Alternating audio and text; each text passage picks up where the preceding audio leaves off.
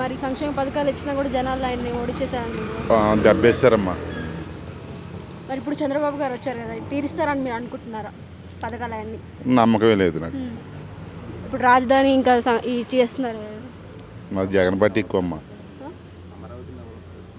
అమరావతి ఇప్పుడు డెవలప్ చేస్తారని అనుకుంటున్నారు, అంటే ఆల్రెడీ పనులు పూర్తి స్టార్ట్ చేసామని చెప్పేసి అంటున్నారు కదా.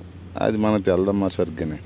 జగన్ గారు పార్టీ, జగన్ గారు మామ చూశారు, అది మెయిన్ అంతే.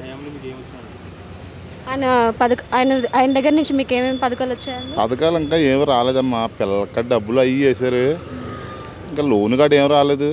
ఇల్లు ధరలు ఇచ్చారు, కొంతమందికి ఇల్లు ధరలు వచ్చిన వాళ్ళు ఇల్లు గట్ట కట్టించి లోన్ కట్టించారు, బాగా చేశారు.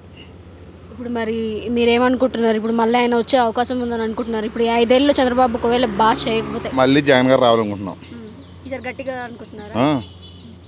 జగన్ గారు రావాలనుకుంటున్నాం. ఇప్పుడు ఈ అసెంబ్లీలో ఆయనకి అపోజిషన్ లేకుండా కూడా చేసేసుకున్నారు కదా, ఇప్పుడు మరి ఎట్లా అనుకుంటున్నారు మీరైతే?